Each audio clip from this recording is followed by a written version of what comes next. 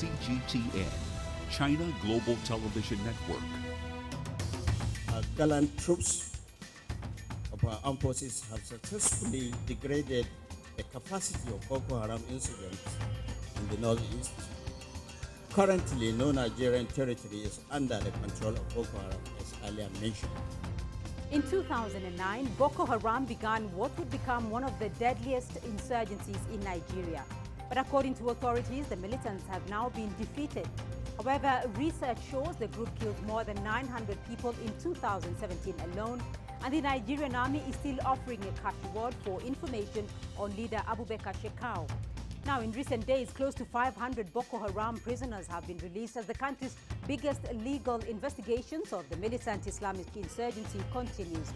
And just this week, more than 90 children were believed to be missing following an attack on a school in the north of the country. So how then do these recent reports weigh up against the claims of the militants' defeat? And what more will it take to finally win the battle against Boko Haram? I'm Beatrice Marshall. Welcome to Talk Africa.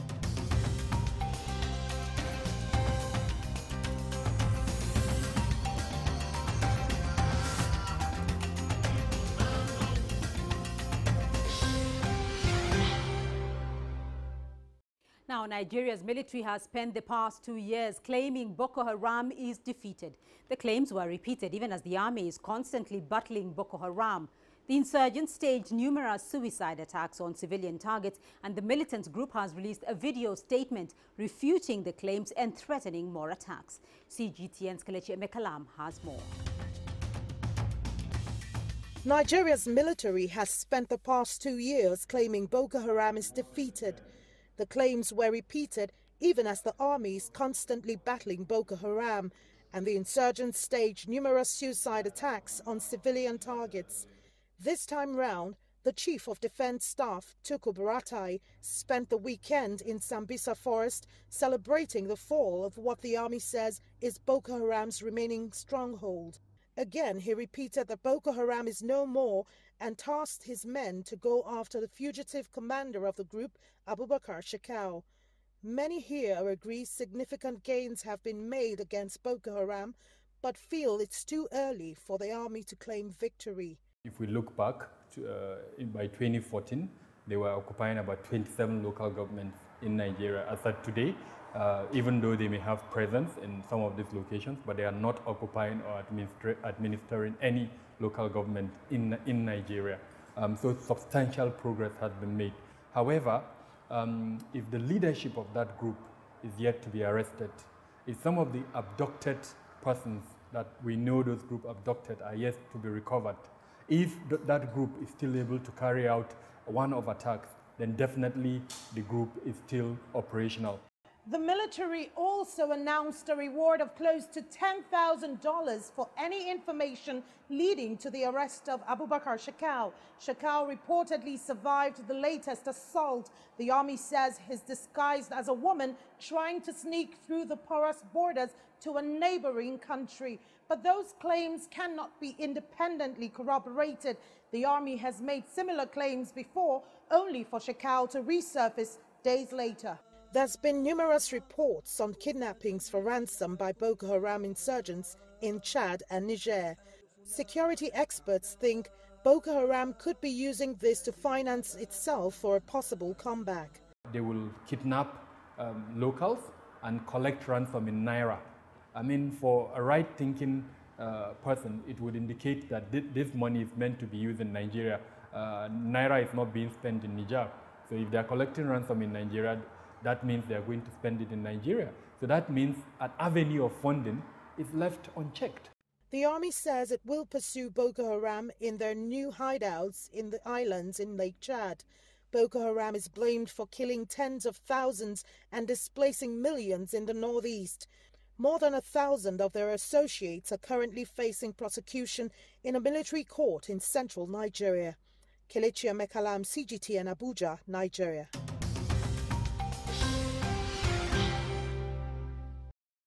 Now, despite these claims of Boko Haram's defeat by the military, the militant group attacked the village of Dabchi in Yobe state on Monday evening. Eyewitnesses say the militants drove into the village in trucks, fired guns and let off explosives, causing students and teachers to flee into the surrounding bush. Authorities have since closed the Government Girls Technical College. CGTN's Tulisha Balala has more on the aftermath of that attack. This government school in Dapchi has been temporarily shut down. Authorities say it is to enable students to reunite with their families and calm fears after the Boko Haram attack.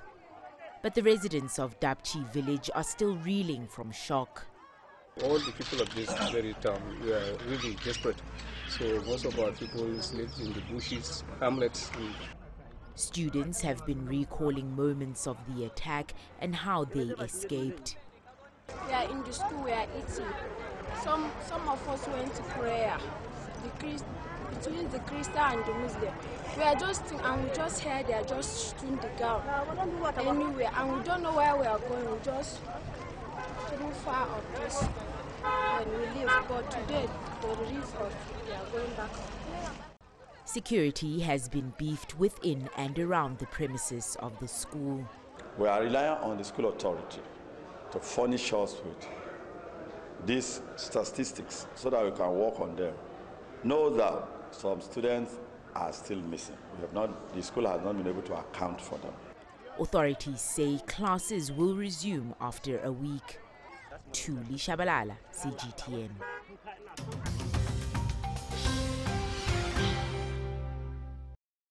We're going to take a short break now, but when we come back, we'll have more insights into the battle against Boko Haram. Stay with us.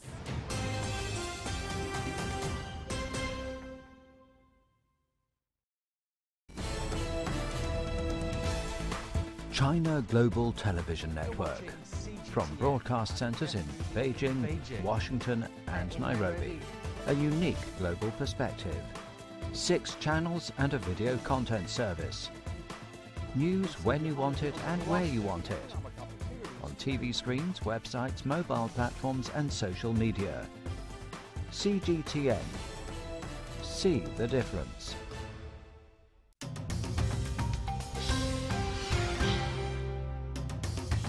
To us here in Borno, suicide bombing is not a sign of strength on the part of the Boko Haram, no.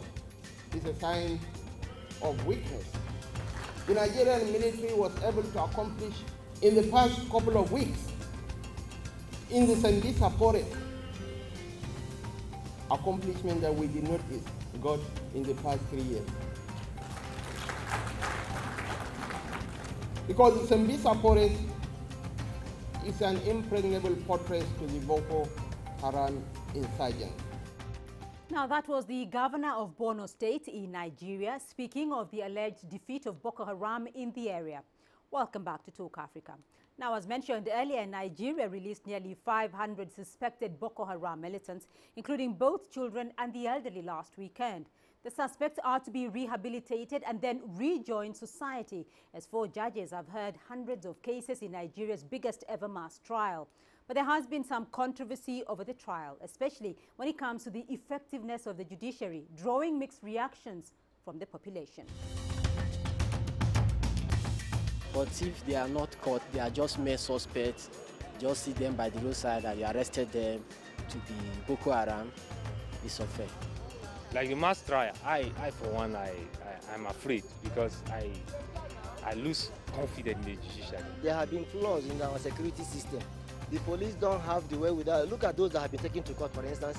There are not enough evidences. Police arrest before they begin to get evidence. They take you to court when we're not having sufficiency of evidence and make a mockery of our judicial system. And now to offer further insights into Boko Haram and Africa's fight against terrorism, I have expert guests standing by. In Lagos, Aliyu Umar, security analyst and former officer in the Nigerian Army. In Johannesburg, Richard Shalin, independent Africa analyst. And with me in Nairobi, security and conflict transformation expert, Dr. Mustafa Ali. Thank you all very much for joining in on the program. Aliyu Umar in Nigeria, let me start off with you there because you've been watching this Boko Haram insurgency now in Nigeria since 2009. Let's start with the latest attempts of abduction of the about 100 schoolgirls again in Yobe State, allegedly by Boko Haram. It seems the Boko Haram insurgency in Nigeria is far from over. So what exactly is the current state there?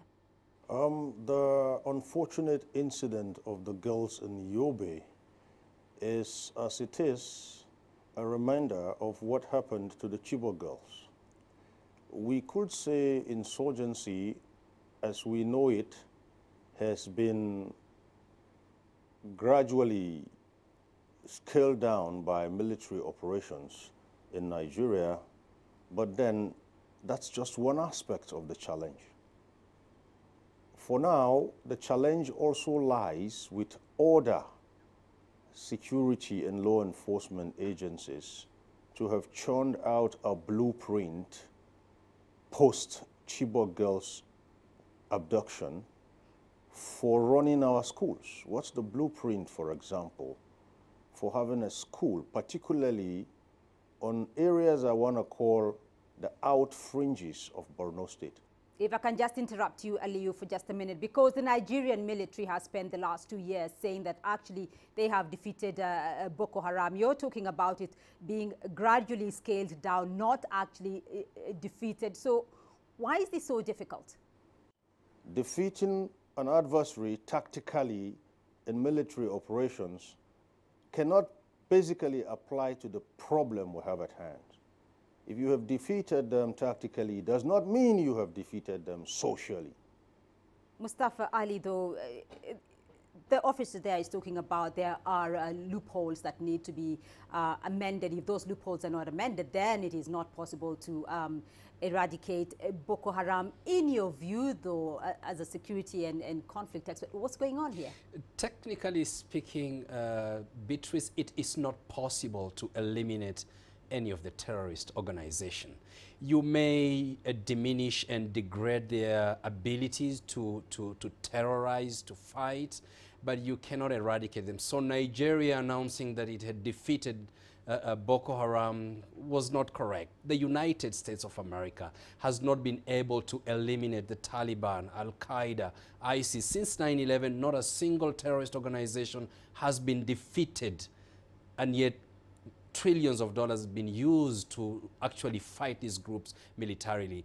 Now, this tells you that the approach that has been used all along has been wrong or is not sufficient to really deal with the issue of these terrorist groups, and Boko Haram falls within that category. If we are talking about it is not possible to eradicate an insurgency or a terrorism group, though, but yet we are seeing that Boko Haram has actually been gradually scaled down, very much now confined to the northeast. So what does the Nigerian government have to do? How is it going to be eradicated? Will it be eradicated? Yeah, militarily, let me correct, militarily it's not possible to eliminate any terrorist group. What can really degrade, diminish, and to a point eliminate a terrorist group would be a combination of military approach and ideological pushback, where all the reasons that gave that group into, to come into being in the first place are actually addressed. And so it's going to take a much longer time for Nigeria to really eliminate Boko Haram, and maybe never. Richard Shelling, is that how you're viewing this as well, that it is now becoming quite difficult to deal effectively with Boko Haram? We have to look at it in the broader context as well. In the case of, even in terms of terrorist groups, there are various types of terrorist groups. You have political terrorists, you have ideological, those that are religious/ideological. And it's really very difficult to actually eliminate a terrorist group as such, and as the previous guests have mentioned, it has to have a military approach, you have to have a structural, an ideological pushback, and also you have to look at the underlying causes of what leads people to be attracted to these groups in the first place, and what are the causes, what are the social causes, what are the political situation or the social context, in as much as you may defeat certain fighters, you may kill certain fighters, you may have joint strikes, but at the end of the day, if the underlying causes are not addressed, then it's just a vicious circle that keeps happening. We saw that with Al-Qaeda in North Africa, how they went into hiding post-2012 in Mali when the French attacked, and we've seen them coming back, regrouping stronger than before. and just it shows that military force alone is not the answer. Right, Aliyu Umar in Lagos, though, this is not just enough. The military option alone is not enough. But let's look at the root causes, as Richard Shelling there is mentioning. What exactly is driving or still driving Boko Haram? What are the root causes of this conflict? Basically, in our country, the first root cause that we can ascribe to what they're doing is political exclusion. We need inclusive governance. That is being worked on. Other than that, I do not really see any sensible cause behind Boko Haram or ascribe any cause to what they're doing. Most of what they do, if we bring it to the table and decide to use what you may call superior argument, they just don't, it just doesn't carry what they do. But what I want to tell you, and what is straightforward from the ground here, is this.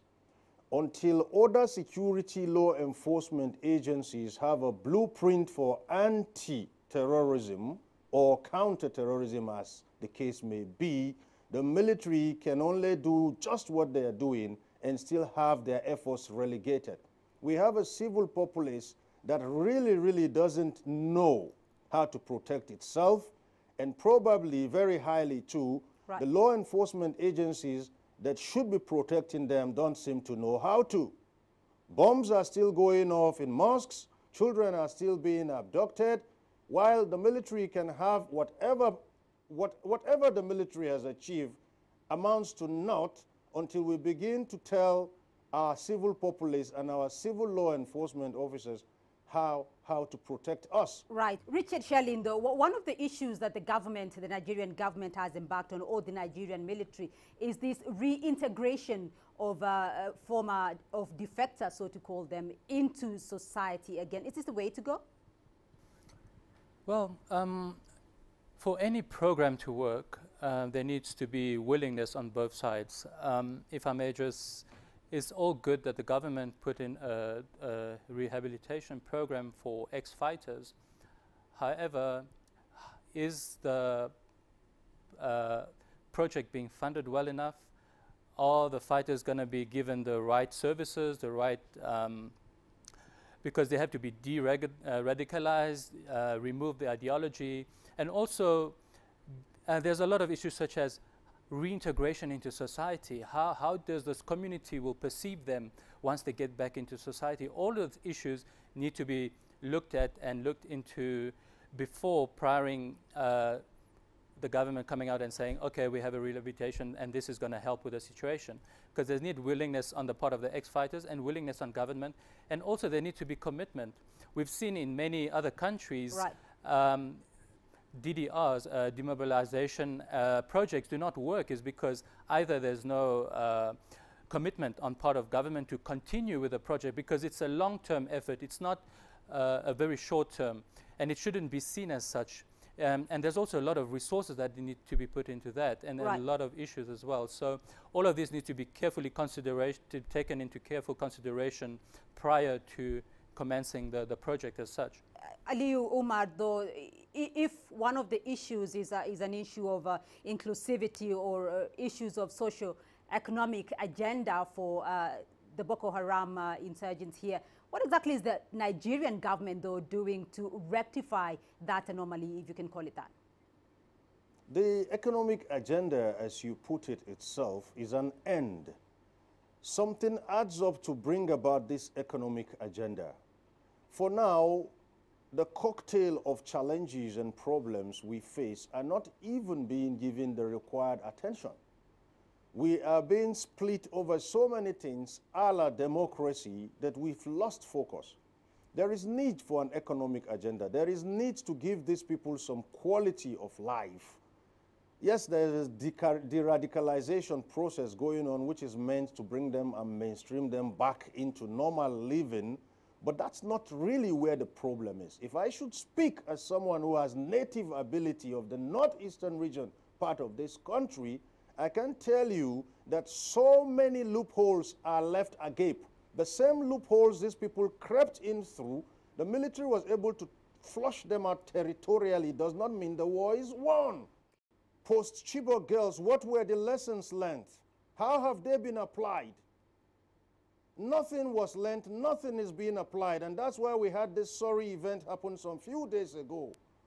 Dr. Mustafa, if we look at the situation, though, unfolding, and Aliyu talks about some loopholes that need to be closed off so that this problem is sorted out. What kind of loopholes are we looking at here, though? Yeah, and, you know, I understand Aliyu's frustrations, is that the lessons learned that he's talking about from the Chibok girls, you know, nobody seems to, in Nigeria, seems to be, at least from what we know, to be addressing the weaknesses, what led to the capture or kidnap of the Chibok girls, and how has the military and the Nigerian government and the communities tried to address that issue. And so, you know, nothing learned so far, and we still see more girls being kidnapped. Why is that so, when we are told that, in fact, the Nigerian Army has obliterated Boko Haram at Camp Zero in Sambisa? Now, the issue here is, Beatrice, is that there seem to be a prioritization of the military approach more than the other approaches that will need to then to address this challenge. So that includes the loopholes you're talking about, exclusion of the communities, and even in the just engagement with communities to try and defeat Boko Haram and to address the very reasons that gave rise to Boko Haram in the first place. And that is groups in the north feeling very much excluded. The issue of education between the north and the south, and the distribution of wealth, positions, is something that I believe, Ali, you can talk better about. But those are some of the challenges that are facing the people who are living in the north, including very bad leadership and governance from their own leaders in the north. Aliyu Umar in Lagos, let me get your thoughts on Abubakar Shekau, because there have been constant reports that he may not be alive, conflicting reports of whether he's alive or he's not alive. And there's a bounty that's been put on his head by the Nigerian government, previously by the US government. Can you touch a bit for us about that? Where exactly is Abubakar Shekau? Is he alive? Is he not alive? And will this bounty situation work? Honestly, I must be frank with you. I don't care where Shekau is, whether he's alive or dead. What is most pressing for me right now is how to secure schoolgirls and villages, how to make them less attractive to these terrorists. Yes, we are rehabilitating, we are reorienting those of them that have given terrorism up, but what about those who haven't given terrorism up? How can we make our innocent civil populace a bit less attractive and difficult targets? Shekau could be anywhere, and I promise you, if he drops dead right now, another will take his place. So for me, it's not about the Shekau or the no Shekau of it. It's about sending my security law enforcement agencies a wake-up cry, not even a call. On 2019 Earth, they are not doing enough. Dr. Mustafa Ali, though, this whole Shekau situation, though, I mean, there have been a lot of conflicting reports on what, exactly is up with him.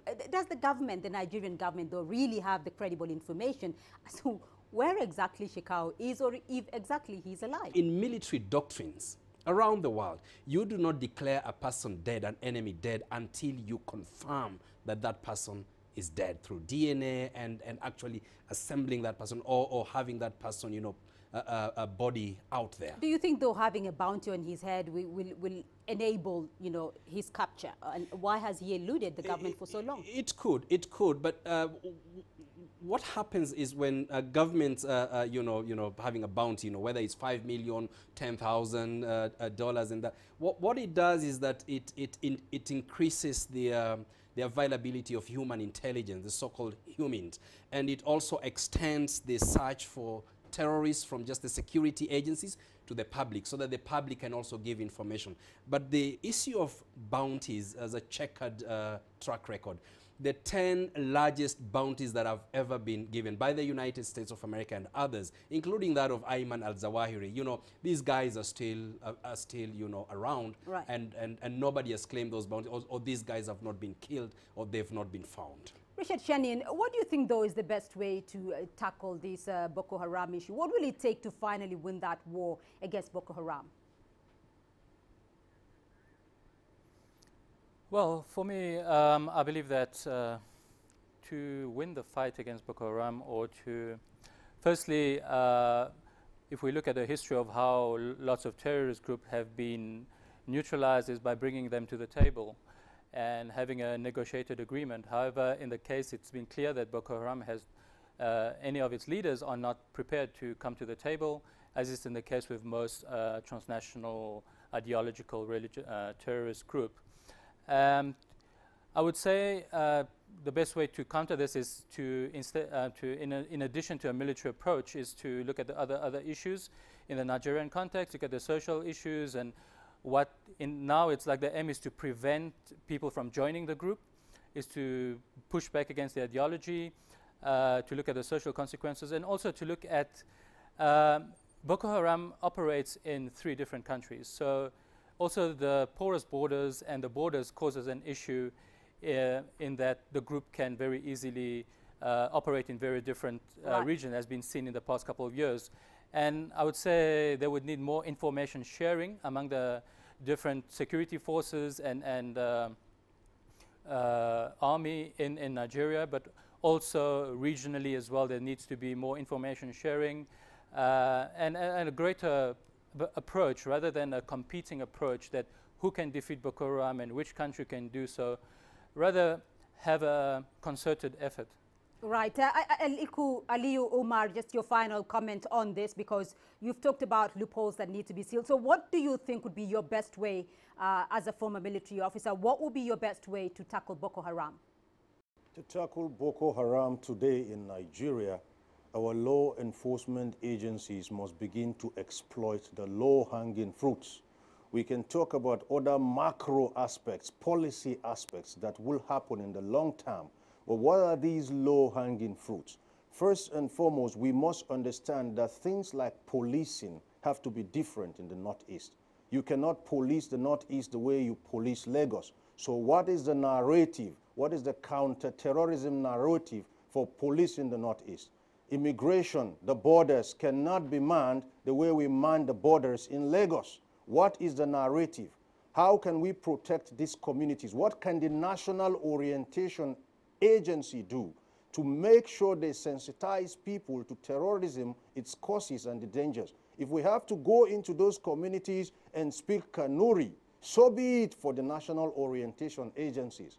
These talks about policies and what have you are important, but they are not immediate. What I'm talking about today is immediate now. These are the low-hanging fruits that can now create the leverage or the platform from which we go further. We are not seeming to have learned anything post-Chibok girls. Right. And only God knows, if we continue like this, how many more schools will be taken. Aliyu Umar, we'll leave it there for the moment, and thank you very much for your insights from Lagos. And that's all we have time for this week. But thank you to my guests for their insights. In Lagos, Aliyu Umar, security analyst and former officer in the Nigerian Army. In Johannesburg, Richard Shalin, independent Africa analyst. And with me in Nairobi, security and conflict transformation expert, Dr. Mustafa Ali. Remember, you can join the conversation online through Facebook, Twitter, and YouTube. And you tune in again next week for more Talk Africa. From me, Beatrice Marshall. Goodbye.